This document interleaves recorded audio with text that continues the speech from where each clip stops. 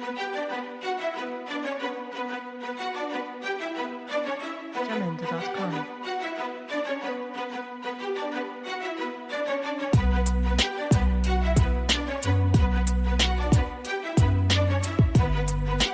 Jamendo.com. Jamendo.com.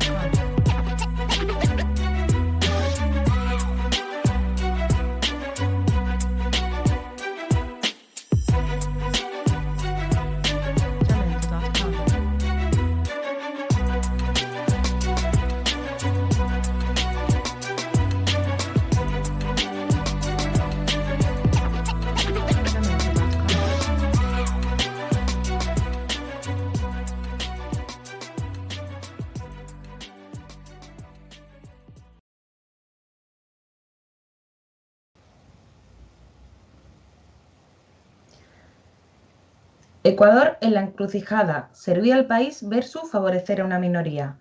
Hoy, en Entrevista en la Comuna, contamos con Cristian Torres, ingeniero en Gerencia y Liderazgo por la Universidad Salesiana, máster en Gestión Pública por el Instituto de Altos Estudios Nacionales IAEN y ecuatoriano del sur de la ciudad de Quito, que nos ayudará a establecer un análisis sobre el contexto actual que está viviendo el país latinoamericano. Muchas gracias, Cristian. Un saludo. Un saludo también, saludos amigos y amigas, a ti Carmen, un saludo muy especial. Gracias por el espacio. Hemos dividido esta entrevista en varios bloques para intentar abordar, también con las limitaciones de tiempo y técnicas que tenemos, intentar abordar lo máximo posible para que nos hagamos una idea sobre la situación y los escenarios que se están viviendo actualmente en Ecuador. Para empezar, queremos hacer un análisis sobre la situación política. En ese sentido, recordemos que Ecuador venía de un proceso de transformación que duró 10 años y que estuvo liderado por Rafael Correa, con el nombre de la Revolución Ciudadana, y esto implicaba en lo interno un proceso de soberanía y de desarrollo, y en lo externo un cambio también en el eje de las relaciones internacionales. En 2017, Lenín Moreno se presentó como candidato presidencial en las elecciones a través de Alianza País, que era con el apoyo explícito de Rafael Correa, ganando en la contienda electoral con el 51,16% de los apoyos, frente a 48,84% que obtuvo Guillermo Lasso, candidato de la alianza entre el movimiento Creo y el movimiento Suma. Así que, bueno, empecemos con una pregunta en relación con todo esto. ¿Qué cambios trajo a la política ecuatoriana la llegada al poder de Lenín Moreno? ¿Traicionó, como algunos argumentan, el legado que se estaba construyendo en Ecuador? A ver, lo primero que sucedió fue que cambió de amigos, ¿no? O sea, ni bien ganó, voy a contar digamos que una anécdota de lo que sucedió al inicio de ese proceso. Él acababa de ganar las elecciones, se acercaron todos los medios de comunicación que hasta ese entonces nos habían hecho una apabullada mediática porque nos daban golpes, o sea, a nivel general digamos que a todo el pensamiento de izquierda. Y en ese sentido se acercaron a Lenín Moreno y le dijeron, señor, por favor, ¿podría decirnos ahora qué va a hacer para poder en su gobierno intercalar o generar una conexión con este otro gran grupo poblacional que se ha polarizado y que no le da el apoyo? Y entonces Lenin le aclaró en ese momento y le dijo, a ver, yo soy licenciado. Y en lugar de hablar de todo el contexto que le habían preguntado, le sacaron el tema del dígame licenciado y le dieron palo alrededor de eso, quedaba contento. A partir de eso, hubo una segunda reunión en el gabinete presidencial, y en ese gabinete estaba el dueño de uno de los bancos más grandes del país, el señor Egas. Estaban también una serie de cámaras de la producción y demás, porque se juntaban precisamente con la finalidad de ver cómo se iban a poder articular tras todo el proceso anterior. Y en ese momento uno el asistente, el señor Egas, le dijo, discúlpeme, yo he conversado con usted y no pensé que tenía esta posición. Ahora yo fui uno de los que no votó por usted. Y él dijo, no, si más bien los que me molestan son los que votaron por mí.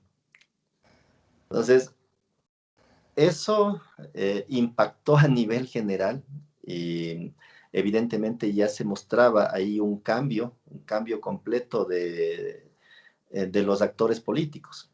Posteriormente se supo que se le había entregado CNEL a los Bucarán, y en ese momento el vicepresidente de la República, que era aquel entonces Jorge Glass, advirtió y le dijo, mira, le están entregando las eléctricas a los Bucarán, personas que fueron proscritas de este país porque tenían actos de corrupción. Y en ese momento inmediatamente se empezó toda una diligencia alrededor de los juzgados y todo lo demás para indicar que Jorge Glass supuestamente era corrupto, y se empezó ese fue el inicio de la persecución política. Entonces, como te digo, lo primero que se evidenció, o sea, tras la llegada de Lenin al poder, fue el cambio en sus amigos, ¿no? O sea, el cambio en la gente que estaba al lado de él, el cambio en las fórmulas de administrar el Estado, porque también después tuvo una reunión con medios de comunicación, y en esta reunión con medios de comunicación estuvieron esencialmente medios de comunicación de oposición, y todos salieron, pero contentos, ¿no? De hecho, uno de los dueños de ese medio de comunicación posteriormente pudo a uno de sus familiares colocarle en una embajada extranjera. Entonces, a partir de eso, Lenin Moreno podía decir cualquier cosa. La declaración que hizo, por ejemplo, que a nosotros nos pareció completamente aberrante, el tema de que estaba haciendo parques para que los niños puedan hacer el amor en los parques. Después, que había que ser emprendedores y que el emprendedurismo pasaba por el tema de que un niño, un monito trabajador, que como le llamó él, cogía una botellita de cola y vendía vasos de cola en la vía, y que eso era ser emprendedor, cuando para mí eso claramente es trabajo infantil. Entonces, bueno, y para la legalidad internacional creo que también. Sí, es trabajo infantil, sin embargo, para él era el símbolo de emprendedurismo, y los medios de comunicación no dijeron absolutamente nada. O sea, ahí sí callaron, ahí sí no les pareció que decía nada inapropiado, nada incorrecto, y se empezó a cambiar la agenda. Eso es lo que te puedo decir de estos primeros cambios que fueron notorios al inicio de la gestión. En ese sentido, ¿cuáles han sido las principales reformas o políticas que se han implementado donde se ha visto a lo mejor más claro, que sea de una forma más significativa, un cambio de tendencia con respecto a lo que se estaba viviendo en la década anterior? Mira, para conservar la dolarización, en la tendencia anterior se habían tomado 3 medidas técnicas. La primera era conservar la masa monetaria, es decir, mantener la cantidad de dinero que existe en el país.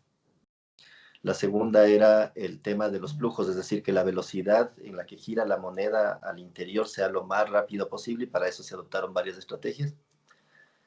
Y la tercera cosa que se había planteado con respecto a eso era que no se acumule el dinero en pocas manos. Y todo esto se generaba alrededor de la inversión pública y de varios elementos adicionales.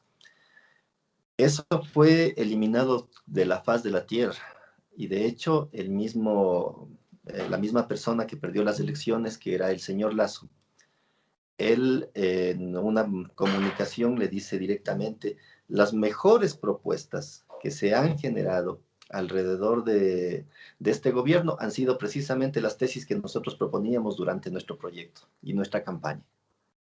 Entonces, no eran las tesis que habían ganado las elecciones las que se estaban implementando, eran las tesis de lo que había dicho la oposición. Y estos cambios empezaron a ser notorios.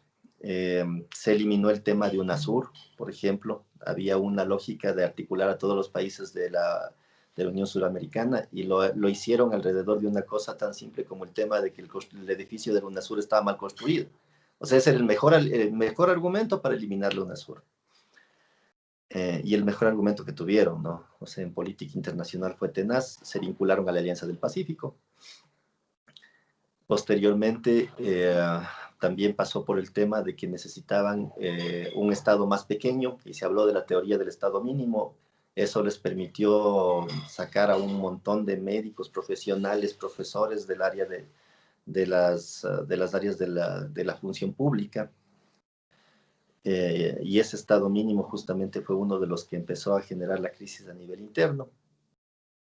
Posteriormente empezó un tema de disminuir, por ejemplo, toda la construcción de escuelas, de infraestructura pública, de todo lo que se venía haciendo. O sea, incluso Yachay, que es una de las universidades que tiene una lógica más o menos a Lovaina la Nueva, es decir, es una ciudad vinculada a una universidad que se planteaba justamente que funcione aquí en el Ecuador. Y esto fue cortado. O sea, igual dijeron que la infraestructura estaba mal construida, que no sé qué, que había temas de corrupción, pero nunca se daba un argumento fuerte con respecto a eso, es decir, un argumento de no, ¿sabes qué? No va a funcionar porque de aquí a 10 años los niveles de investigación no van a alcanzar a los niveles de investigación de las empresas privadas, no sé, o sea, podía haber sido una discusión mucho más de fondo que un edificio está mal. Y eso notaba con muchísima claridad que había un cambio definitivo en la lógica con la que se había gobernado en los últimos 10 años. Y es ahí también cuando se empieza a generar otro proceso, que es el tema de la eliminación de una de las funciones del Estado, que es la encargada de hacer la selección de las personas que están en los organismos de control y de jueces y fiscales. Entonces, arman una consulta popular basados en una lógica de todo es corrupción, en todo lado se ha llevado, y alrededor de este justificativo le engañan a las personas para que voten en la consulta popular en favor de que este organismo, que era el que seleccionaba por méritos y oposición a quienes eran jueces, fiscales y todo lo demás, simplemente se deje de hacerlo y esa competencia pase a la Asamblea Nacional. Entonces, la competencia pasa a la Asamblea Nacional, se arman una mayoría móvil, o sea, a partir de ese día, por ejemplo, todo el grupo de asambleístas que eran del candidato perdedor empezaron a votar a favor de los propósitos de Moreno y también de los demás que perdieron, que eran más bien de una élite de derechas, empezaron a votar todos los proyectos en favor de él. Y tras la consulta, porque la ganaron en 60-40 más o menos en los niveles, porque habría que analizarla por pregunta. Una vez finalizada la consulta popular, dieron de baja a las autoridades de esta función del Estado, que es el Consejo de Participación Ciudadana y Control Social, y empezaron a colocar autoridades a dedo.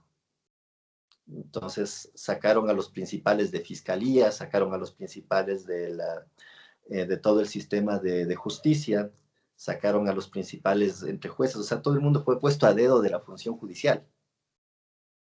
Y son estos jueces los que posteriormente empiezan un escenario de persecución política, siguiendo a todos quienes fueron en su momento representantes fuertes de Alianza País, que es en la práctica la Revolución Ciudadana. Aparte de que les quitaron el movimiento político, ¿no? Porque también en ese quiebre, o sea, más de 70 asambleístas tenía el movimiento Alianza País, después quedaron alrededor de 33 del lado de Rafael Correa y la Revolución Ciudadana, y el resto se quedaron haciendo la mayoría con Lenín Moreno. Entonces, habían varios argumentos de por qué hicieron eso. Uno de ellos era precisamente de que les había comprado, que hoy viene a ser el tema del famoso reparto de los hospitales. Y otro argumento con respecto a ellos era precisamente de que les habían amenazado porque como eran exfuncionarios públicos y habían estado en ministerios, les habían amenazado con Contraloría de levantarles juicios. Entonces, o estaban comprados o estaban chantajeados, pero este grupo se quedó allá. Y son con quienes se hicieron las mayorías para los diferentes proyectos de ley que se presentaron en la Asamblea Nacional, y a partir de eso empezó la persecución política. Los 33 que quedaron, inmediatamente igual les levantaron juicios y empezaron también los juicios, incluyendo al presidente Rafael Correa, al que a la fecha, si no estoy mal, está en cerca de los 30 juicios que le han emitido por todo, ¿no? Sí, después quería profundizar un poco en el tema de la persecución política, pero por terminar un poco con la cuestión de Lenín Moreno, resultó muy sorprendente ese cambio de actitud, aparte de por tener otros amigos, o sea, por haber conocido a más gente, haber ampliado su círculo de amistades. ¿Crees, a nivel incluso personal, que que todo lo que ha ocurrido se estaba trabajando, se estaba gestando desde antes y era algún tipo de estrategia para acabar con el proceso que se ha abierto en Ecuador? Es muy probable que haya sido así. Recordemos que Lenín Moreno pasó mucho tiempo en el exterior y que durante ese tiempo probablemente pudieron las élites haberse acercado, porque es muy claro en su gobierno, es decir, esa conversación con Fidel Egas después derivó en que aparezca la señora María Paula Romo, que es la principal en términos de política pública a su lado, y ella básicamente ha sido una vocería bancaria tenaz. Entonces, ahí es donde justamente empieza digamos que la interpretación de que el cambio, o sea, se genera con la finalidad de beneficiar a negocios específicos. Uno de esos, la banca, y aparece la tesis de la crisis inducida. También iremos ahora a eso. Primero, antes, para terminar un poco también con lo que ha sido este gobierno, creo que es muy importante hablar sobre las protestas que tuvieron lugar en octubre del año pasado, en finales de 2019. En ese sentido, ¿qué fue lo que motivó estas protestas? ¿Qué se palpa y qué se palpaba sobre todo en la sociedad ecuatoriana? Y más importante, ¿por qué se frenaron? Porque ya venían generándose, primero se habían despedido ya muchos funcionarios públicos. Después de eso, se empezaba a hablar de la optimización de la masa salarial, que era el tema de cómo ver y cómo reducirles el sueldo a todos. O sea, cómo disminuir el sueldo de todos, porque en Colombia y en Perú el sueldo no pasaba de los $300, entonces, ¿por qué Ecuador tiene un sueldo que llega casi a los $400 en salario básico? Entonces, se pensaba, en nombre de la optimización, en disminuir, en disminuir eso. O, a su vez, no disminuir, pero trasladarles los costos que estaban siendo pagados por el Estado a los ciudadanos de manera directa. Y esto es lo que origina un decreto ejecutivo en el cual se quita el subsidio a los combustibles. Entonces, al quitarles el subsidio a los combustibles, obviamente iban a subir los precios tanto de los productos, de todo lo que viene del campo, los pasajes y todo lo demás. Es un golpe muy duro, sobre todo porque todo, o sea, todo afecta a la microeconomía y las personas estarían pagando a ellos básicamente de manera directa el subsidio y es una forma de bajar el sueldo, ¿no? O sea, trasladar los costos hacia la ciudadanía. Esto fue lo que pasó mediante un decreto y eso fue lo que originó las marchas de octubre. Entonces, según ellos, intentaron una justificación media leguleya diciendo que no pasa nada, que como los precios del petróleo están bajos, entonces prácticamente no va a suceder ningún tipo de cambio, más bien se van a beneficiar y que no sé qué. Pero claro, el petróleo estaba bajo hasta ese tiempo, pero después podía generar un incremento, como siempre ha sido ondulatorio el precio, y perjudicar a las clases más menos desfavorecidas, menos favorecidas. Entonces, ahí hubieron dos llamados. Uno, el inicio de, de toda la coyuntura de pelea empezó con la Revolución Ciudadana, que fueron los primeros en advertir lo que estaba haciendo, en interpretar, en enseñar a la población, en describir exactamente en dónde nomás habían sucedido todas estas, en dónde nomás podría generarse todo un problema para la sociedad alrededor de esta subida de costos. Y una vez que la Revolución Ciudadana había ya generado varias movilizaciones, incluso pacíficas y protestas que se dieron en algunos lados, empezó en cambio otro grupo más, que es el sector de la CONAIE, que son básicamente un grupo indígena bastante generalizado en el país, el que empezó también a llamar.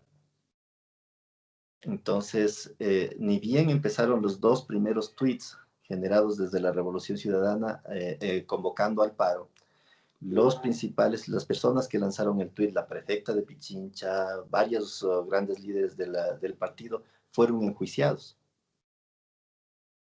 Y a otras personas empezaron a ponerles seguimiento, les allanaron las casas, y por eso es que un grupo, por ejemplo, de personas, entre los que estaban también 3 asambleístas, se alojaron en la Embajada de México porque ya sentían sus vidas en peligro y sentían persecución política, pero ya o sea, de que ya pasa de discutir tesis, sino en la que ya te enfrentas a un tema donde tu propia salud, el bienestar de tu familia está en riesgo. Eso fue justamente el inicio de octubre, entonces como ya les hicieron eso, ellos pensaron que con eso ya se iba a bajar toda la protesta, pero en realidad la gente estaba ardida, la gente estaba ya muy molesta, y con o sin Revolución Ciudadana la gente empezó a salir a la calle. Y claro, los primeros, digamos que hay una estructura muy fuerte desde el sector de la CONAIE de movilización, y ellos empezaron a llegar a la ciudad de Quito y asumieron, digamos que inicialmente el liderazgo, pero una vez que ya se generaron los conflictos, ya no era solo la CONAIE, era la CONAIE, eran los ciudadanos no organizados, eran de todos los grupos de clase media hacia abajo.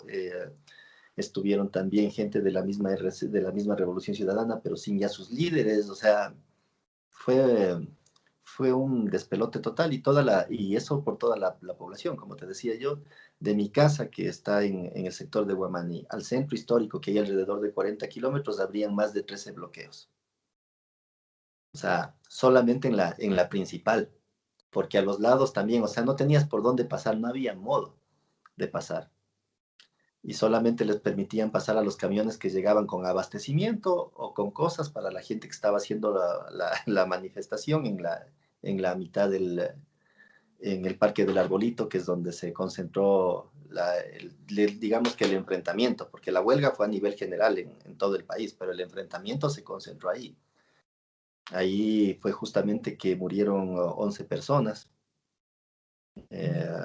víctimas de bala, otros perdieron sus ojos. Y sin embargo, en todos los reportes que hay del sistema médico, de las personas que después dijeron, oigan, pero estas personas murieron murieron durante los enfrentamientos con la policía. Entonces ahí aparece que no, que murieron por caídas, que se cayeron mientras estaban corriendo, que no sé qué, pero en la práctica ninguna murió porque estaba enfrentándose con la policía, sino murió porque sufrió un accidente. Dio la casualidad que todos sufrieron accidentes a la vez. Sí, todos murieron accidentes, a pesar de que había un video en donde hay una persona que se está protegiendo con un escudo de papel, o sea, con un escudo de cartón, y hay una bala, un perdigón, que no se sabe específicamente de qué fue, y pasa el escudo, le llega y él cae muerto. O sea, eso hay el video, videos que fueron bajados de Facebook. Entonces, y todo eso fue tapado por la televisión ecuatoriana. O sea, nada de eso salió en la televisión, nada de eso salió en los medios de comunicación. Aunque se sale un poco también del tema, pero yo creo que no, a nivel de medios de comunicación están bastante controlados por el mismo sector que está ahora mismo, digamos, que tiene los mismos intereses que está llevando a cabo el gobierno, los intereses también de acumulación para unos pocos. O sea, son las mismas personas las que están también detrás de los medios de comunicación. Mira, yo te diría que bajo mi percepción, el Canal 4, que acá se le llama Teleamazonas, es de propiedad o es controlado por el sector de la banca. Y el Canal 8, que es el otro, digamos que de los canales fuertes, es controlado por el sector de los importadores. Entonces, los canales no son medios de comunicación que están directamente vinculados a intereses económicos específicos. Y los pocos que tenía el Estado, pues evidentemente ya están con el gobierno, y por eso es que ahora todos tienen una sola línea. O sea, ya no hay la pelea que antes eran canales públicos versus canales privados, y tenías un enfrentamiento y que el uno te sacaba pruebas y el otro te sacaba otra cosa, y había un contrapunto de cada uno de los argumentos que se generaban. Ahora todo es homogéneo. O sea, todos hablan igualito. Bien, bueno, vamos a pasar a un tema que ya ha salido, que es el tema de la persecución judicial y política que se está haciendo de la disidencia política actual con respecto al gobierno, con respecto al gobierno de Ecuador. Así que bueno, en ese sentido hay que entender que el correísmo se ve, o por lo menos se percibe, como la fuerza política organizada que tiene una mayor base social en un momento determinado para servir de alternativa a la situación que se está viviendo. ¿Cómo afecta esto a la persecución precisamente de este sector y de este sector político y de todo lo que le rodea? Incluido, y por supuesto, de Jorge Glass o del propio Rafael Correa. A ver, aquí hay un montón de cosas. Podría hacerse un programa entero para decir, pero creo que me gustaría trabajar 3 hitos importantes. El primero es que una vez que los jueces y fiscales fueron puestos a dedo, inmediatamente empezaron a generarse los procesos judiciales. Y los procesos judiciales se dan en función directamente de quién tiene una posición política con respecto al gobierno. Dentro de la Revolución Ciudadana, digamos que los goles se han cantado con mayor nivel, con mayor fuerza. Entonces, cada que ha existido algún problema, o sea, alguna toma de política pública que va a afectar a la población, los primeros en saltar ha sido la Revolución Ciudadana, los primeros en advertir ha sido la Revolución Ciudadana, y la vocería fuerte, porque hay que entender que a nivel de medios digitales, el expresidente de la República, Rafael Correa, tiene una aceptación y una capacidad comunicacional muchísimo, o sea, muy, muy alta. Es el que ha generado la vocería y la voz cantante de todos los temas, pues. Y la gente se articula justamente en función de escuchar las explicaciones y todo lo que se dice intelectualmente de por qué no es buena tal o cual política pública, y la gente lo mira. Primero incluso lo bajaron de Facebook, la página del presidente de la República, ¿no? O sea, del expresidente de la República, lo bajaron de Facebook en un acuerdo que hicieron el gobierno con otros grupos. La segunda cosa es que empieza esta persecución política a raíz de que hace más o menos un año, o sea, todos los juicios contra Rafael Correa se habían venido dando. Primero estuvo el del caso Balda, en donde se le acusaba a él de haber mandado a secuestrar a una persona en Colombia, cosa que hoy mismo en Argentina el testigo que inicialmente era protegido por el Estado, al Estado no cumplirle todo lo que le hicieron, avanza a salir a Argentina, y desde Argentina él habla y dice, no, Rafael Correa no tuvo nada que ver en esto. Y sin embargo, o sea, a pesar de que hay esa declaración no sale en ninguno de los medios de comunicación, no pasa absolutamente nada, pero como saben que por ese caso va a ser difícil judicializarle, y ya estaban a puertas del proceso electoral, y ahí Rafael Correa podía ser candidato, inmediatamente le cierran ese proceso y abren otro, que supuestamente es por peculado, en donde en teoría es el caso Sobornos, que acá le llaman caso Bochornos, pero es el caso Sobornos, en donde argumentan que las empresas le daban plata para hacer campaña, y a cambio de eso él les daba, contratos a las empresas, a estas empresas públicas, perdón, a estas empresas privadas. Y se inventan un cuaderno, o sea, siempre han seguido, digamos que la misma lógica, o sea, le llaman a una persona que supuestamente está vinculada, le ofrecen ser testigo protegido, le dan prácticamente un guión de qué es lo que tiene que decir, e inmediatamente a través de eso utilizan las declaraciones como prueba en lugar de utilizar los medios de verificación como prueba. Entonces, ahí aparece una señora que se llamaba Pamela Martínez, que había trabajado en la Presidencia de la República, y a Pamela Martínez le preguntan y le dicen, bueno, ¿el señor Correa es o no culpable en esto de aquí? Le dicen, sí, lo que pasa es que yo aquí tengo apuntados todas las transacciones y las transferencias que se hicieron para todo el mundo, porque yo trabajaba en la presidencia. Entonces, aquí está alrededor del Fondo de Solidaridad que se había creado.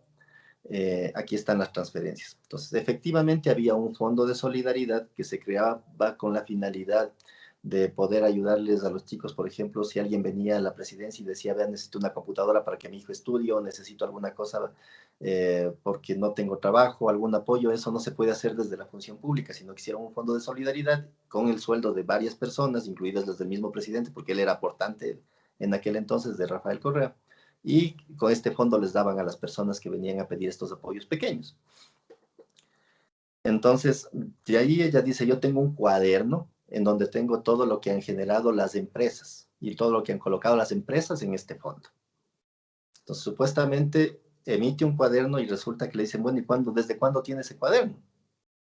Ella dice, desde hace mucho tiempo. ¿Cuánto es mucho tiempo? Porque aquí, si nosotros queremos hacer un peritaje para ver desde cuándo hice ese cuaderno. Entonces resulta que ese cuaderno lo hizo unos meses antes de ser llamada a juicio. Entonces era un cuaderno, y eso es por eso que le dicen el cuaderno de Hello Kitty, porque era un cuaderno donde tiene una Hello Kitty en la pasta. y según ella, en un viaje de Quito a Guayaquil, en que 30 minutos, llenó un cuaderno con varias páginas donde hasta con decimales está cuánto ha recibido de cada empresa y supuestamente tiene la mejor de las memorias del país. Entonces, le hicieron pasar por un peritaje ese cuaderno no tenía, o sea, no tenía absolutamente nada. No había sido escrito en la época en la que aparentemente ellos daban a entender, porque tampoco lo dicen concretamente, no fue escrito en tal fecha. O sea, lo que dicen es lo escribí hace mucho tiempo, pero no es hace mucho tiempo, es reciencito. Aparte de eso, llega, digamos que otro elemento más, que es el tema de que intentan implantar información, porque meten una matriz de Excel justamente con la misma en una computadora, y quieren hacer la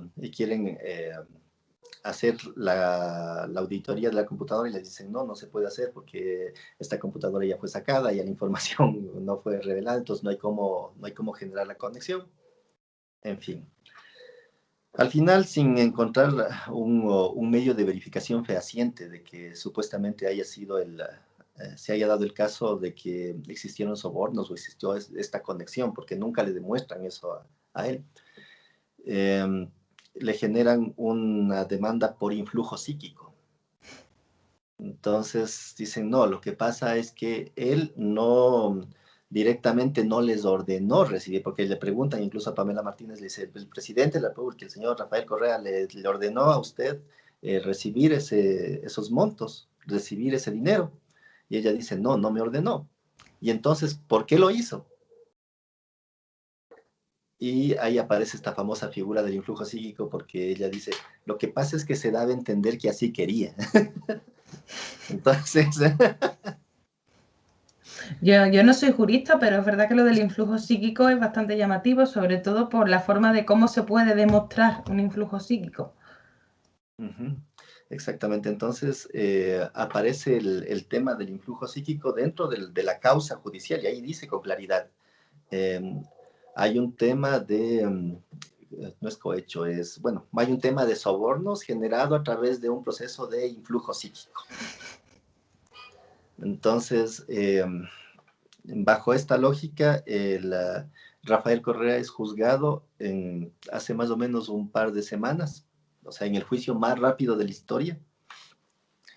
Y ellos dicen, bueno, pues entonces hagamos una medida más, que es el recurso de casación, que es en donde te dicen, ¿sabe qué? Es que aquí hubo mala fe del juez y necesitamos otro juez imparcial para que revise, o un tribunal de jueces imparciales para que revisen el proceso.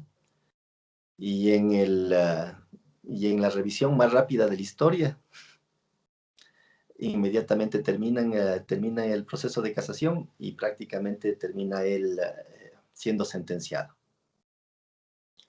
Entonces, mientras habían generado medidas cautelares, bueno, lo que dice la Organización de Derechos Humanos, que dice que nadie debería ir a la cárcel hasta que se haya demostrado fehacientemente tu culpabilidad.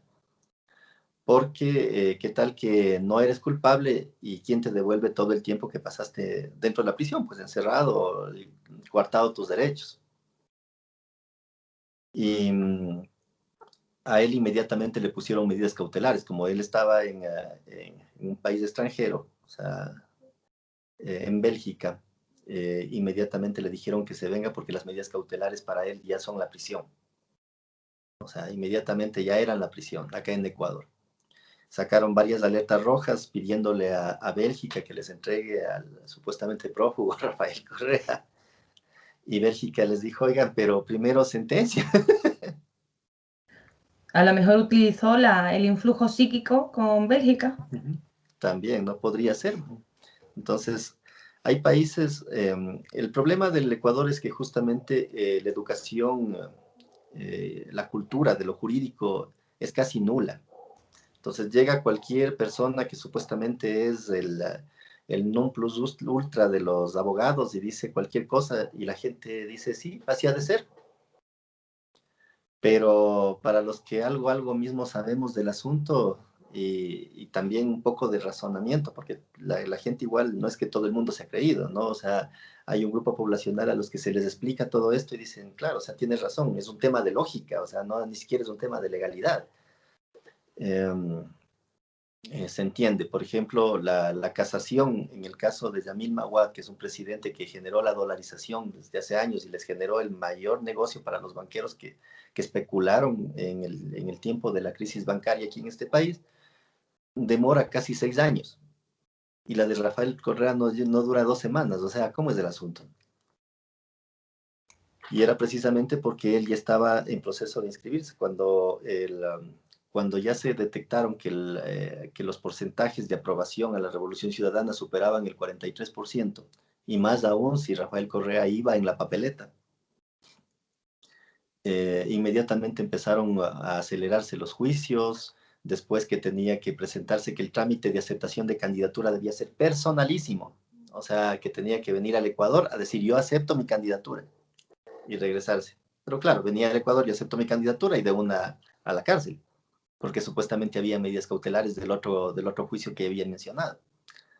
Entonces, son justificaciones o justificativos muy traídos de los cabellos, o sea, argumentos completamente, ¿qué puedo decir? Que sin sentido, o sea, sin base técnica, con la cual lo único que hacen es intentar sacar al mejor jugador del juego. O sea, sería interesante que la política ecuatoriana se hiciera en función de propuestas y en función de presentar temas técnicos, proyecciones, análisis de lo que podría funcionar o no a futuro, pero en realidad se hacen en el tema de deslegitimar, desprestigiar, perseguir, o sea, ese tipo de cosas son las que al menos el grupo de personas que siempre nos hemos mantenido en una tendencia de centro a la izquierda hemos criticado permanentemente y les hemos dicho que no es posible que eso suceda, porque lo único que hacen en realidad es como que eh, asegurarse el camino para que ellos puedan seguir sosteniendo sus negocios.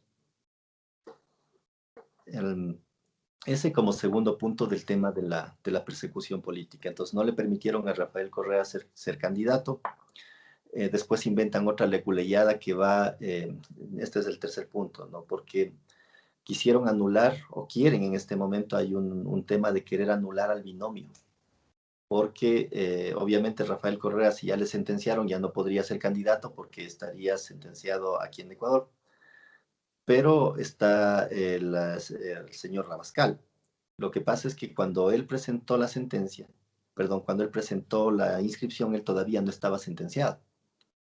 Entonces presenta la inscripción de su candidatura aquí en el Ecuador, y al presentar la inscripción de la candidatura no le reciben, porque le dicen que él debía estar de manera personalísima en el Ecuador y que debía llegar a firmar.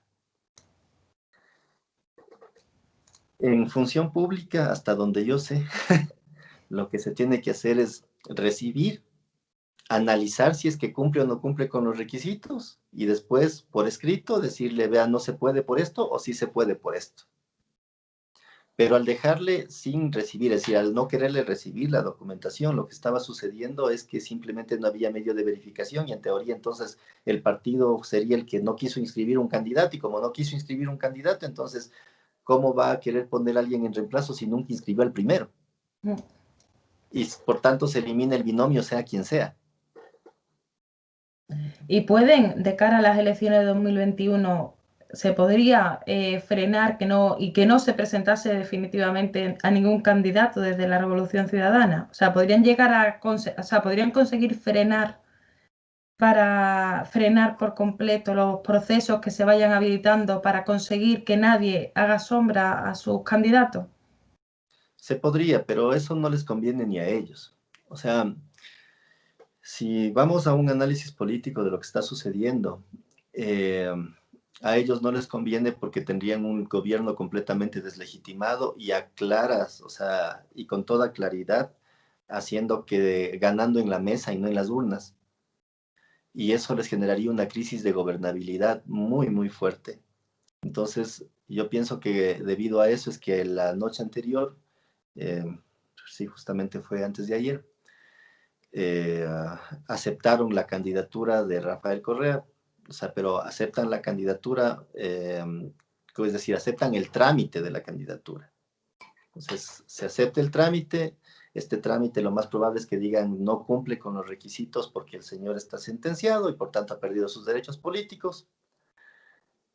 Y posteriormente dirán cambien de candidato y tienen 24 horas para cambiar de candidato. Entonces, eso es lo que está pasando en este momento, pero hasta eso eliminaron 3 veces el partido político con el que estaba la Revolución Ciudadana. Entonces, primero era 35, después fue 5, ahora es 1, y cambiar ese imaginario en los electores es súper complicado, porque explicarles todo eso a los millones de ecuatorianos que existen significa generar un proceso de confusión. Entonces ellos están, las élites de aquí del Ecuador están en una estrategia de debilitamiento y lo hacen a partir justamente del posicionamiento del organismo que funciona para las elecciones, pues que en este caso sería el partido político. Y eso lo hacen con la finalidad de que la gente se confunda, de que la gente no puede identificar dónde están mismo los candidatos de la tendencia política por la cual quiere votar. Y aún con todo eso, en las encuestas les sigue saliendo que está por encima del 40. Y eso les tiene muy, y eso les tiene muy asustados, les tiene descompuestos en realidad.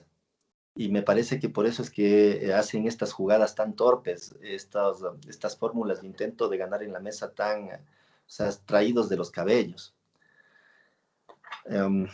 Y bueno, este tercer icono, que justamente es el que se debate en este momento, por el cual hubo incluso el día de ayer una movilización aquí en Quito, donde hubieron más de 500 vehículos que se movilizaron al Consejo Nacional Electoral a decirles, hey, respeten la ley. O sea, respeten los procedimientos, respeten la forma, péguense a derecho. Y en definitiva se está esperando ahora la resolución o el informe que deberían dar con respecto al tema de aceptación o no de candidatos para proceder a reemplazar el candidato, y ahí evidentemente el binomio será Arauz-Rabascal. Bien, pues pasemos al siguiente bloque sobre la situación económica y social, que también evidentemente está todo relacionado, no son cosas que se puedan separar, pero por ahondar más en cuestiones un poco más específicas. Ya lo he mencionado antes, hablaba de que la crisis económica actual es una crisis inducida. ¿Por qué? Porque una sociedad, para poder, insisto, para poder tener un nivel adecuado de vida y de consumo de las personas, porque en la práctica vivimos en una sociedad de consumo, necesita de 3 cosas: una masa monetaria que, que por lo menos se conserve, o sea, que se mantenga o que crezca, porque si reduce se genera contracción económica, sobre todo en países dolarizados como el nuestro. Entonces, por ejemplo, acá, la manera de conservar la masa monetaria era con el tema de los aranceles. Entonces, aquí se prohibía la salida de capitales al exterior. Es decir, los capitales que se generan en el Ecuador tenían un impuesto que se le llamaba el impuesto a la salida de divisas. Y eso frenaba un poco la intención de los grandes empresarios de sacar el dinero del país. Dinero que obviamente se hace con las desventajas comparativas que da el Ecuador. O sea, porque ahí hay un tema de ventajas competitivas y de ventajas comparativas. Y aquí en el Ecuador mucha de la producción se hace en función de ventajas comparativas. Para explicar justo el tema de las ventajas comparativas, te voy a poner un ejemplo. Eh, Producir camarón en Estados Unidos o en cualquier país de Latinoamérica es mucho más caro que en el Ecuador, porque en el Ecuador las condiciones geográficas te presentan comparativamente hablando, es decir, geográficamente hablando, y las condiciones de suelo son muy diferentes a las que podrías tener en el otro lado, donde necesitas más insumos, más equipo, más elementos para poder tener el mismo producto a menor precio.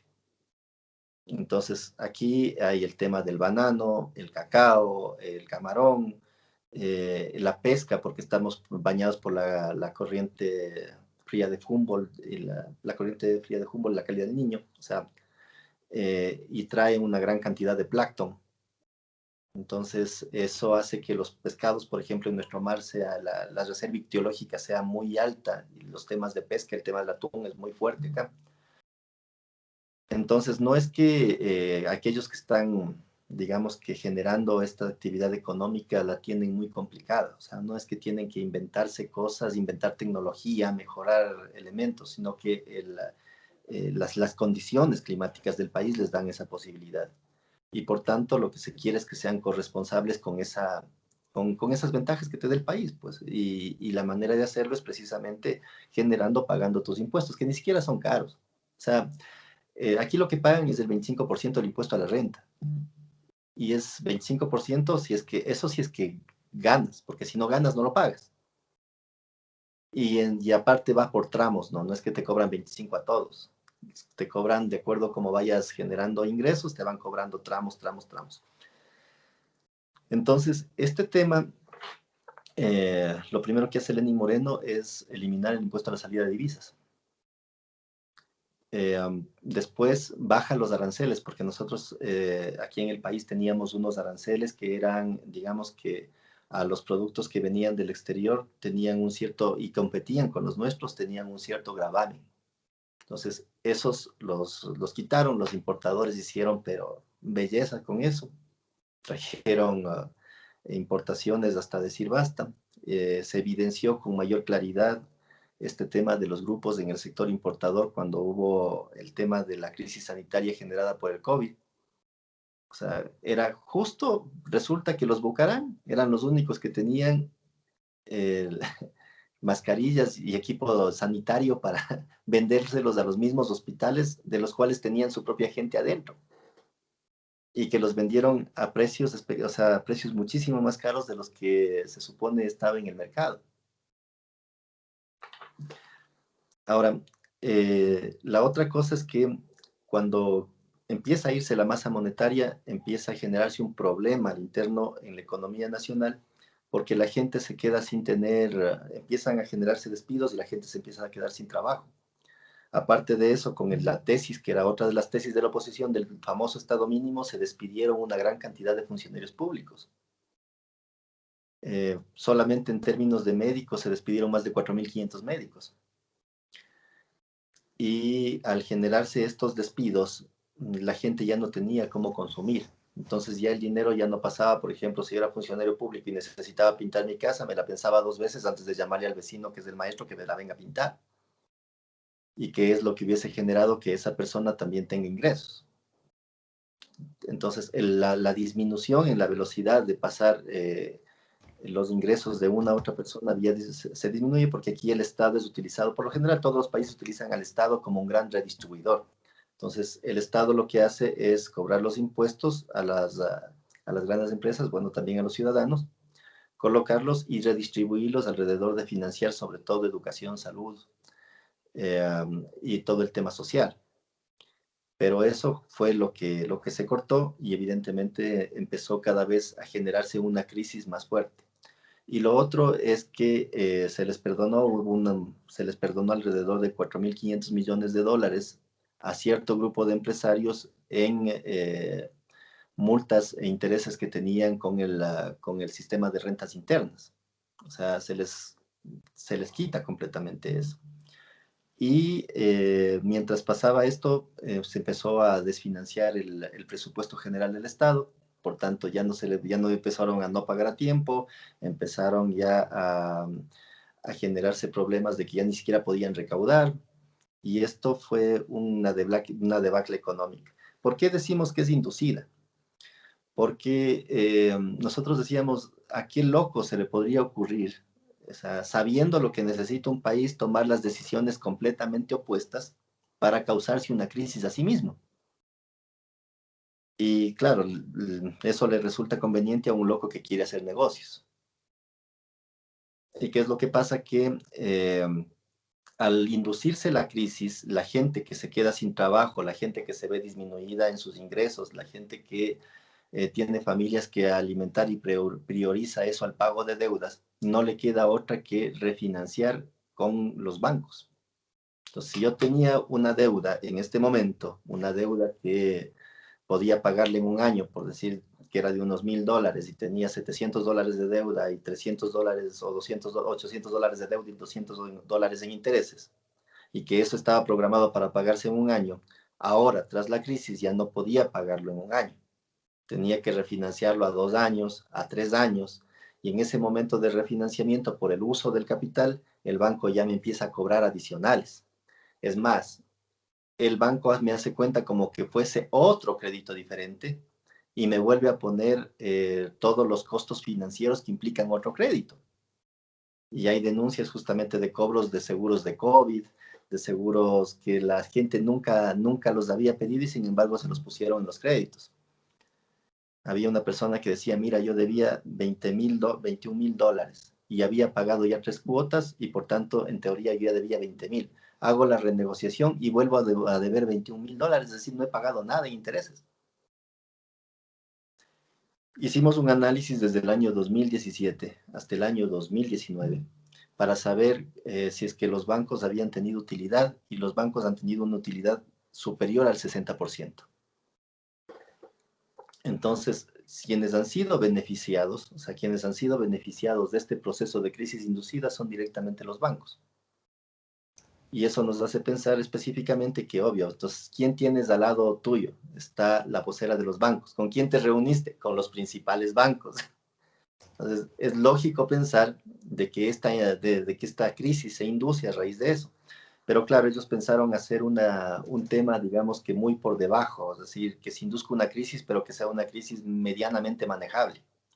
Pero viene el COVID y aparece toda la crisis del COVID y en ese proceso de crisis todo el mundo quedó todo el mundo quedó mal parqueado, entonces ahora les toca renegociar a toditos.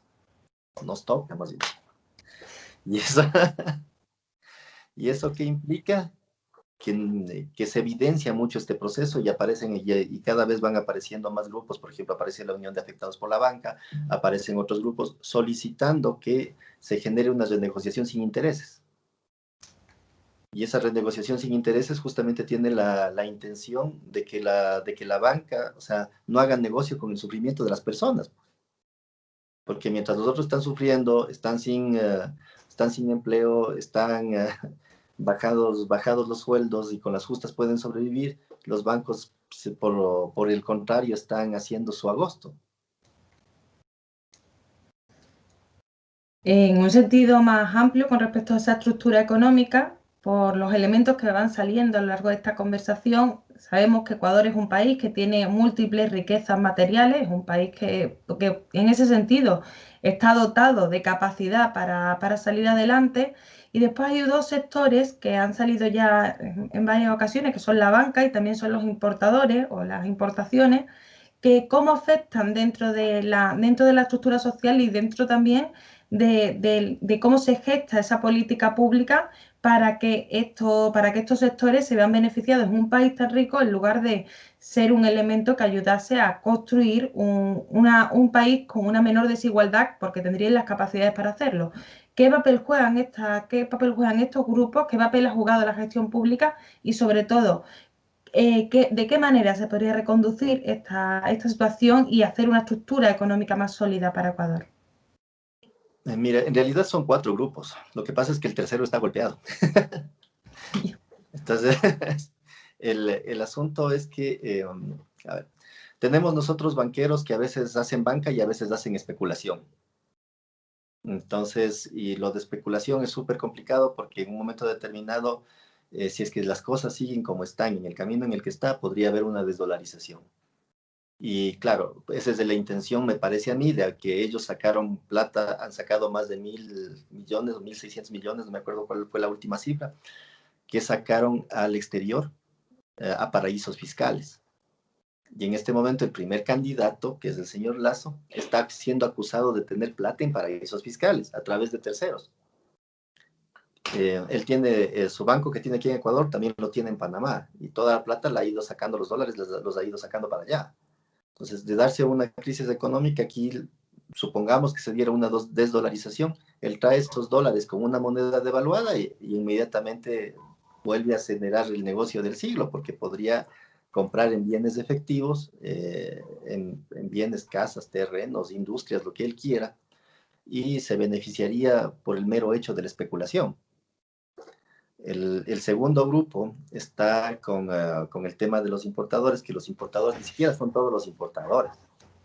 son grupos de importadores, porque algunos les dan todas las facilidades del mundo para que los papeles se hagan lo más rápido posible y puedan pasar aduanas y puedan ser con facilidad los entes que colocan el producto en el mercado. Pero a otros, en cambio, les tienen pagando piso 6 años, les hacen que se les dañe la mercadería, o sea, hay un tema. Y aparte de eso, también en este grupo hay, de cierta manera, algunos medios contrabandistas, ¿no? Que se acercan a los locales en donde se vende el menudeo y te dicen, bueno, la mitad le doy con IVA y la mitad le doy con nota de venta. ¿Qué significa? Que la mitad de lo que trajeron, lo trajeron sin pagar impuestos, pues lo trajeron evadiendo. La persona que estuvo al frente de aduanas es hoy la vicepresidenta de la República. Eso parece también bien raro, ¿no? Y que justamente cuando se peleaban la vicepresidencia de la República, tú le escuchabas al canal 4, para mi criterio, de los banqueros, peleando con el canal 8, para mi criterio, del sector importador. Es la única vez en la que les he visto que el cruce de ideas no ha sido homogéneo, pero se pelearon entre ellos. Y ahí fue cuando a María Paula Romo le acusaron de haber entregado hospitales a cambio de los votos de los asambleístas. Hospitales en los que se dio toda una trama de corrupción, con sobreprecios, venta de insumos y todo lo demás. ¿De dónde venían estos insumos? Precisamente de las aduanas. O sea, tenían que haber pasado para haber sido desaduanizados, porque no necesariamente eran cosas que se fabricaban aquí en el país. El otro grupo es el agroexportador. Y el agroexportador se golpeó mucho, fue muy golpeado por el tema de que en todos los países, a raíz del COVID, se cerraron las importaciones. Pero es un sector que no le interesa a nivel interno del país, porque es un sector que lo que busca es disminuir lo más que se pueda los costos de producción aquí a nivel nacional. Disculpe. Aquí a nivel nacional, eso incluye los salarios. Es un sector que no utiliza mano de obra calificada, sino que utiliza mano de obra por lo regular para cortar plátano, para hacer cosas así. No le interesa que la gente se eduque, no le interesa cooperar con el tema de la educación, porque eso no va con su negocio. Y es un sector que por lo general ha vivido, trae la importación, deja lo que tiene que generar y las ganancias siempre las saca del país. O sea, tampoco es que se compromete mucho a nivel interno. Que también tiene su vocería en Álvaro Noboa, que recién sacó la cabeza, ¿no? Entonces, Álvaro Noboa siempre digamos que ha sido una media vocería de los exportadores, que también está vinculado un poco al Partido Social Cristiano, o sea, otro grupo de los mismos importadores, pero que no han generado mayor incidencia aparte del tema de los sueldos. Entonces, cuando necesitaban ya financiar todo este desbalance económico que se genera en la caja del Estado, se empieza a buscar fórmulas de financiamiento alrededor del Fondo Monetario Internacional. Y entonces el fondo les dice, claro, con mucho gusto, pero tienen que seguir estas reglas. Y entre las reglas que planteaba el Fondo Monetario Internacional era la disminución de la masa salarial y la disminución o el despido de los funcionarios públicos del Estado. Entonces, en el momento en que se ponen a cumplir con el fondo, también sacan papeles, bonos de deuda a la venta, y resulta que en plena crisis, en lugar de pagar a los maestros y a los profesores, pagaron la deuda. Y uno se pone a pensar y dice, ¿por qué? O sea, ¿por qué le dieron prioridad al pago de la deuda? El pago que ni siquiera había sido pedido por el Fondo Monetario Internacional. Ojo, todos los países habían, si no habían hecho caso omiso, tampoco el fondo se había pronunciado diciéndoles no paguen ni nada por el estilo, pero no es que había una exigencia del fondo. Y aún sin haber esta exigencia, aquí fueron y pagaron primeritos la deuda. Y eso hace pensar de que de pronto las personas que estuvieron sacando el dinero no solamente las llevaron a paraísos fiscales, sino que de pronto compraron bonos de deuda ecuatoriana sabiendo que el presidente estaba ahí, que les iban a pagar sus intereses a tiempo. Y eso, como te digo, el problema en este momento es que en el país se están priorizando los negocios de determinados grupos a través de la política pública, en lugar de priorizar el bienestar de la ciudadanía, en lugar de que el Estado sea un gran redistribuidor, en lugar de que el Estado sea el que organice a la sociedad, en lugar de que el Estado sea el que equilibre un poco más las desigualdades que pueden existir en una sociedad alrededor de los recursos que posee. Y eso es tan notorio, la gente no come cuento, porque en televisión permanentemente te están diciendo todo lo contrario. Pero la gente no come cuento, o sea, la gente va, abre su nevera y se da cuenta de cómo está la condición, las condiciones del país. Entonces se pone a evaluar y dicen, a ver, que acá a los 10 años de la Revolución Ciudadana les acusaban de corruptos, de todo lo demás, pero yo veo hospitales, pero veo construido mi centro de salud al frente. Nunca me dejaron de pagar el sueldo.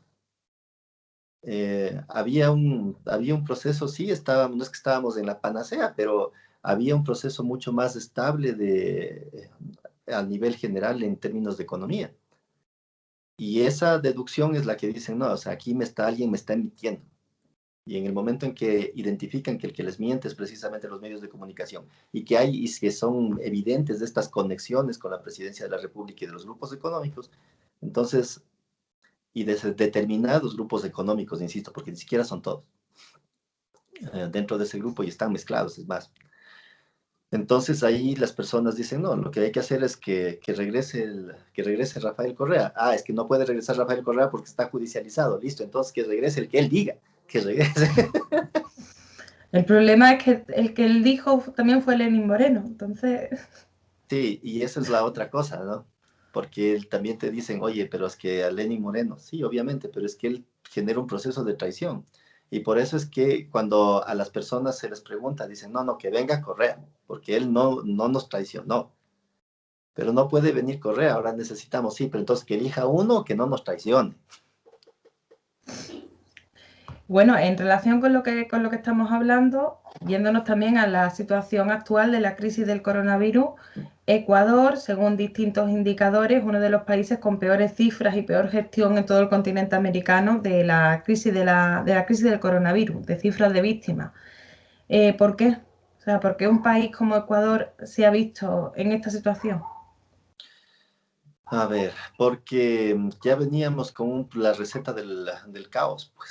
O sea, si de entrada ya teníamos despidos de médicos a nivel general, si se habían despedido más de 4.500 médicos, si a los TAPS, que son los técnicos de atención básica en salud, que son los que hacían salud en primer nivel, es decir, aquí había un programa en donde grupos de técnicos en salud salían a las casas y en las casas te chequeaban la presión, te revisaban tu historial médico, te hacían una ficha médica y esta información servía para que las unidades encargadas del primer nivel, es decir, los centros de salud, revisen cuáles son las enfermedades prevalentes, qué es lo que está sucediendo, cómo podía afrontarse mejor el tema médico a nivel territorial.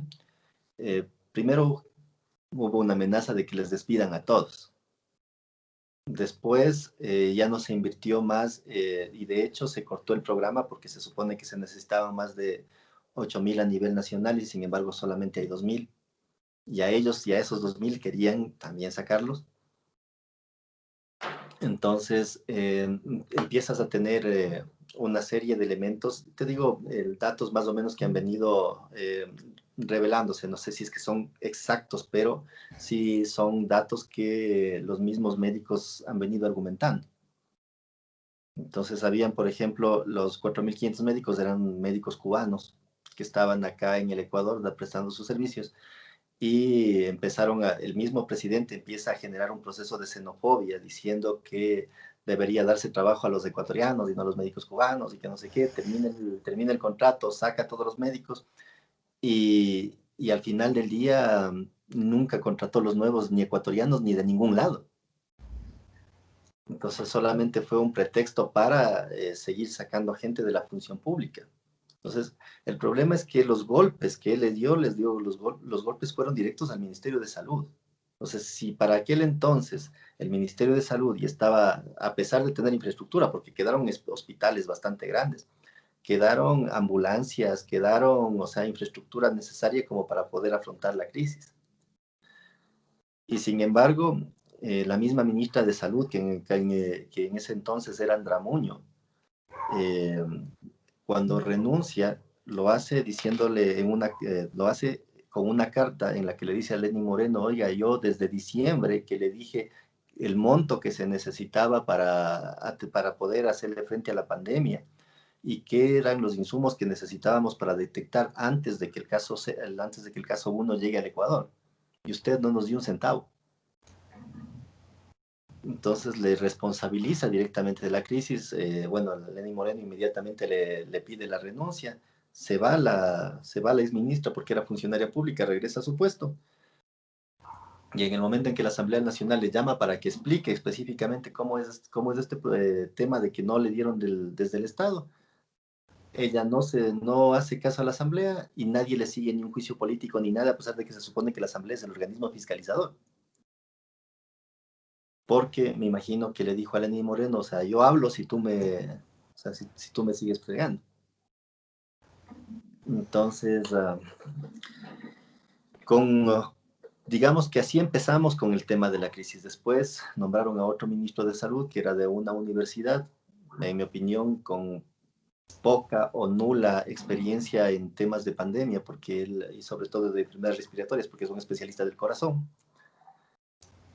Y eso generó que los COEs, que son acá los organismos que se encargan de hacerle frente a todas las crisis que haya, estaban directamente dirigidos por una entidad más, o sea, por los gobernadores, por autoridades más políticas que médicas, que técnicas. Entonces, hasta entender cómo funciona la pandemia y qué fue lo que pasó. Y por otra parte, también hasta entender cómo fue que se infectaron, porque supuestamente la culpa le echan a una ciudadana que vino de Europa y que vino trayendo el virus y supuestamente era la paciente cero, cuando resulta que hubo una fiesta en San Borondón, donde están las familias más ricas del país, y esas familias también habían pasado de Europa, vinieron para eso de Italia, de todos los lugares donde ya se sabía que había el virus, y se mandaron la mamá de las fiestas, y alrededor de eso empiezan a aparecer pacientes en Guayaquil por todo lado. Y por eso es que en Guayaquil ni siquiera podían gestionar la crisis. Los muertos estaban botados en las calles. Habían personas que se quedaban con sus familiares muertos dentro de las casas por más de 15 días. Eso salió, de hecho, en los medios de comunicación de todo el mundo. Y unas imágenes bastante impactantes, de hecho. Claro. Y es porque el caso cero del Ecuador en realidad fue el caso cero de Quito, porque la señora había venido para acá a Quito y de ahí un poco se dispersó. Pero el caso cero de Guayaquil no fue ese. O sea, ahí hubieron un montón de casos que alrededor, entiendo, de esta fiesta que hubo. Nadie ha generado la investigación, todo el mundo se ha quedado callado, pero sin embargo, ahora resulta que los culpables de que el coronavirus se extienda son las costumbres y los hábitos de la gente. O sea, no fue que no fue que vino desde otro lado, no fue que no pudo haber sido contenido por el Estado, no fue que los cercos el cerco epidemiológico jamás funcionó, porque se supone que lo primero que hace un cerco epidemiológico es identificar en un virus los casos que están, porque al principio son pocos, las personas que están con el virus, les mantienen en cuarentena, se hace el cerco alrededor de esas personas y listo. Pero eso no funcionó, o sea, no se dio. Y de hecho, Guayaquil es, digamos que, una de las ciudades donde están varias de las élites económicas y una buena parte del sector industrial del Ecuador. Y ellos, más preocupados que por el coronavirus y todo lo demás, estaban preocupados porque se va a parar la producción. Entonces, en esas preocupaciones de se va a parar la producción, en realidad lo que hicieron fue decir, vean, ¿saben qué? No podemos seguir así, o sea, la gente tiene que seguir trabajando, tiene que seguir produciendo. Y se incentivó de cierto modo al dejar de hacer varias cosas que debían hacerse. Se eliminaron varios temas de toque de queda y cosas así. Y le dejaron a la población o le incitaron a la población a seguir trabajando. Entonces, eso hizo que después se justifique alrededor de la supuesta inmunidad de rebaño. Entonces, lo que dijeron es, no, lo que pasa es que el coronavirus no es que mata a todas las personas, mata a un 7% y solamente el 7% de los que están más enfermos. Entonces, aquí lo que hay que llegar es a un proceso de inmunidad de rebaño, donde se infecten todos y evidentemente los que tengan defensas altas, pues sobrevivirán. Un poco, muy, bastante macabro, ¿no? Ese planteamiento, porque sobre todo afecta siempre a a las capas populares, como ha pasado en todos los países del mundo, más que a las personas que tienen unas condiciones socioeconómicas más altas, ¿no? Que están más protegidos por sus propios espacios, por donde ellos viven, por donde ellos se relacionan y porque no tienen que estar acudiendo a lo mejor a trabajar a determinados sitios más peligrosos, o sea que no sé. Pero bueno, ¿cómo es la situación actualmente? Mira, Guayaquil, por ejemplo, yo creo que sí llegó a la inmunidad de rebaño porque ya los datos están más o menos estabilizados, han logrado controlar su tema. Pero el conflicto en este momento es Quito, ¿no? Porque Quito sí se mantuvo, digamos que en un proceso de aislamiento, estuvo permanentemente dentro de sus casas, pero de a poco la gente igual tiene que salir a producir, o sea, necesita comer. Y lo que se ha demostrado es que, por ejemplo, la medida de haber mantenido a las personas en aislamiento estaba bien. La incapacidad del sector público de armar cercos epidemiológicos en ese escenario de aislamiento es lo que en Quito, por ejemplo, no permitió en definitiva que se pueda tener un control, o sea, de la expansión del virus. Ahorita estamos básicamente con el mismo número de casos que Guayaquil, incluso creciendo un poco más, pero no hay el número de muertos que hay allá. Y de cierta manera, o que hubo allá, y de cierta manera también se ha mantenido, digamos que un estándar donde sí la gente de una u otra manera ha aprendido un poco más a cuidarse. Los centros médicos siguen recibiendo a las personas, no hay colapsos críticos en donde digan ya no hay nada. Eh, claro que te atienden ya cuando estás a punto de irte al panteón, no, y no previamente, pero en sí, acá la crisis está, digamos, sobre todo el tema del coronavirus, igual pasando por una misma lógica de inmunidad de rebaño. Más lenta, o sea, menos viral que la que fue en Guayaquil y todo lo demás, pero al final del día llegas a lo mismo. Y lo más brutal del coronavirus no es ni siquiera el coronavirus, sino las medidas económicas que se tomaron alrededor del coronavirus, porque con esas medidas económicas les bajaron el sueldo a todos los funcionarios públicos. Entonces, ya como que estaban en teletrabajo y tú pues ganabas por 8 horas, entonces resulta que en el teletrabajo supuestamente solamente trabajas 6 horas, entonces se les va a pagar solo por las 6 horas trabajadas. Pero en la práctica los funcionarios públicos están trabajando más de 12 horas. Entonces, hay una inconformidad en ese segmento. Los médicos que en los discursos políticos hasta hace un par de meses eran héroes, ahora nuevamente vuelven a ser despedidos. Los pasantes que recibían un estipendio, porque ni siquiera es sueldo, recibían un estipendio por realizar su trabajo en las unidades de salud, no les han pagado ya más de 3 meses. Los insumos médicos, las enfermeras, por ejemplo, se quejaban de que los materiales de protección que ellas necesitaban y los que se habían comprado no eran los adecuados para el espacio para el espacio en el que se encontraban. Salomónicamente, más bien decidieron comprarse ellas mismas los insumos. Entonces, ellos, lo que dicen ellas, dicen, mira, nosotros ya de las enfermeras todas ya nos hemos enfermado con coronavirus, o sea, ahorita más bien es la segunda ronda de enfermedad de los que están, de los médicos que están, o de las enfermeras que están enfermando. Y al interior del sistema de salud es crítico, ¿no? El sistema de aseguramiento social, el director del sistema de seguridad social estaba con coronavirus hasta hace no mucho. Entonces, se ha demostrado que el sistema de salud no logró responder y creo que no logró responder en realidad es porque estaban más preocupados por hacer negocios con todo el tema de la venida del coronavirus más que por atender la salud de la gente. Se destaparon casos de corrupción donde compraban fundas de cadáveres que costaban $15 en $60 cada funda. Kits de alimentación que en la práctica tenían alimentos que no costaban más de $45 del total del kit, pasados por $120, sobreprecios en una gran cantidad de lugares, no hay justificativo para una serie de insumos médicos que se estaban vendiendo a los hospitales y que no se sabe si entraron por aduana o por dónde entraron porque no hay justificativos. Y alrededor de eso estaban justamente el caso de los Bucarán y con estas otras dos personas que eran los israelíes, que eran israelíes medios panameños, no sé qué vaina. Y al final del día estas personas no fueron asesinadas. El uno fue asesinado en el interior de la misma cárcel, el otro fue asesinado por un sicario en Guayaquil.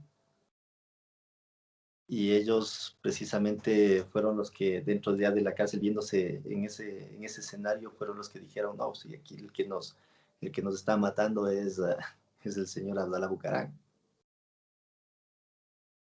Y como te digo, o sea, la gente, los que estuvieron al frente de esta parte de la institucionalidad, estaban más preparados para hacer negocios que para proteger a su gente. Yo creo que esa fue el, en realidad lo que pasó con respecto a la crisis. Algo desgraciadamente que ha ocurrido en mayor o menor medida en muchos países también. Así que para ir concluyendo, ¿qué futuro, o sea, qué lectura hace sobre la situación actual y al corto y al medio plazo? Y sobre todo, si de cara a esas elecciones de 2021 se puede dejar a un lado ya esta etapa, estos años que ha tenido Ecuador de retroceso y se pueda volver a construir un Ecuador pensando en su pueblo, pensando en la mayoría del país y no solo en unos cuantos grupos. Y también si hay algunas secuelas que creas que puedan quedar de esta etapa. O sea, si es que se sigue en el proceso lineal, si me preguntas en lo personal, no voy a hacer una acotación muy, muy personal. Yo creo que haciendo un análisis de qué es lo que debería prepararse para el futuro, pienso que deberíamos avanzar a una constituyente. A pesar de que el país ha tenido o sea, ha tenido hasta ahora 20 constituciones, ¿no? O sea, algún rato conversábamos, decíamos, es el ave fénix de los países, porque se muere y resucita, se muere y resucita, se muere y resucita. Y sí, pero la cantidad de daño que se ha hecho a la institucionalidad pública es muy alto, y no creo que en un gobierno, por decirte algo, que llegue al gobierno y se genere un proceso lineal, no sea saboteado. Va a haber un sabotaje permanente de toda esta institucionalidad pública. Por ejemplo, si tú quieres recuperar la institucionalidad pública de la Contraloría General del Estado, donde hay un contralor que era contralor subrogante, que ya lleva casi 3 años siendo contralor subrogante, y no se ha elegido al principal porque simplemente no les conviene, porque es el que les está haciendo los favores para todo. Entonces, no creo que vaya a querer dejarse bajar el rato que llegue un nuevo presidente. Y él va a ser el mismo que va a seguir diciendo no, que esto no está bien, que no sé qué, y dinamitando cualquier tipo de proceso que se vaya a proponer. Entiendo también que igual todo el sistema, la institucionalidad de justicia que fue afectada, sería muy complicado, o sea, tener un ruido de que sí, que el uno es corrupto, que el otro es de acá, que le pone en juicio al uno, que le pone en juicio al otro, sobre todo si es que son personas que están afectando los intereses de los grupos económicos que se han sostenido hasta ahora en el poder. Eso también sería muy complicado sobrellevar. Entonces, yo pienso que sí, o sea, a futuro tiene que irse a a una constituyente de plenos poderes, y que esa constituyente es la única que podría, en definitiva, volver a reestructurar el Estado, pensar sí en los procesos, si es que ha habido procesos de corrupción, pensar sí en cómo hacer que el mecanismo los detenga o cómo generar mejores niveles de control, pero no eliminarlos en función de 4 grupos. O sea, es como que te diga, mira, permanentemente estoy viendo robar, estoy viendo robar, estoy viendo robar, y les digo, ¿saben qué? Cójanle al ladrón. Y el rato que le cogen al ladrón, resulta que le sacan al ladrón y le empiezo a robar yo. O sea, no es, no es lógico. O sea, la intención es que no existan los actos de corrupción. No porque quiero yo ser el corrupto y no el otro. Entonces, porque es más o menos el argumento que se genera, ¿no? Que tampoco es muy, muy válido ni muy cierto, pero es lo que te posicionan los medios de comunicación. Lo válido realmente es que si es que hay alguien que es corrupto, ya pues hay un debido proceso, hay un sistema jurídico que debe activarse, hay un sistema policial que debe cumplir con su rol, hay un sistema de investigación que también tiene que hacer su trabajo.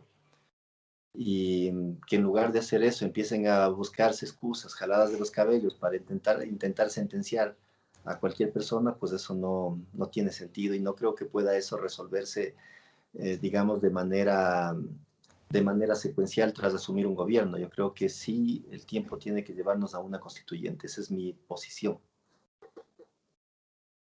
¿Y consideras que se dan las condiciones para ese nuevo resurgir del ave fénix ecuatoriano? Yo creería que si se le explica a la sociedad con claridad, si es que se quita, si es que de inmediato al regresar, lo primero que deberían hacer es eliminar la ley humanitaria y generar, por ejemplo, la renegociación de las deudas sin interés para que los bancos se comprometan con la crisis que se ha generado o en la gestión de la crisis, porque eso no es que eso no les quita absolutamente nada a los bancos, lo único que les quita son los intereses que podían haber ganado adicionales, pero los otros intereses que estuvieron pactados en la deuda original se mantienen, que la gente pueda pagar con base a su capacidad de pago, eso aflojaría muchísimo la asfixia sobre las personas, o sobre las personas, sobre los deudores de la banca. Es que se vuelva a recontratar a los funcionarios públicos y que se genere un impuesto sobre el patrimonio de los grupos más ricos del país. Eso también volvería a estabilizar un poco la economía, se vuelve a eliminar el tema de la salida de divisas y se concreta un espacio, un periodo, digamos que mínimo para que la gente pueda estabilizarse y alrededor de eso yo estoy más que seguro que se podría ir a una constituyente. Y en el plano de la política internacional, también hemos visto que además se ha mencionado en varias ocasiones en las otras preguntas, cómo se fue rompiendo con una serie de acuerdos, más desde una perspectiva regional, como podía ser UNASUR, y se apostó más por esas recetas del FMI que no han funcionado en ninguna parte del mundo y que por lo tanto son muy llamativas que sigan existiendo, pero ¿consideras que se debería, a nivel ya personal, consideras que se debería volver a retomar una alianza regional con otros países que vayan en la misma dirección de la región latinoamericana, en lugar de seguir apostando por esta política internacional? Mira, lo que pasa es que eso es necesario, ¿cómo así? Porque de lo contrario nunca vamos a poder tener una posición, digamos que legítima a nivel internacional. O sea, una posición que no esté vinculada a los intereses económicos de otros países, que, o sea, todos los países tienen derecho a tratar de proteger a su población y o sea, y tratar de generar mejoras para sus líneas de comercio. Lo que no está bien es que en función de hacer eso destroces otros países más pequeños y les sometas y les mantengas encadenados a un proceso de no poder generar crecimiento y sobre todo de quitarles su propia soberanía en las decisiones económicas y en las decisiones del Estado, que es básicamente lo que se hace a través del Fondo Monetario Internacional. Porque el rato en el que te dicen yo te presto, pero te digo en qué gastar, lo que se está quitando es la soberanía, porque ya no puedes autodeterminarte, ya no puedes decidir en qué vas a gastar. O sea, préstamelo, pero no me pongas condiciones que lo único que van a hacer es que me destruya a mí mismo, pues. Y por decirte algo, en la UNASUR se planteaban varias mesas. Una de esas mesas era justamente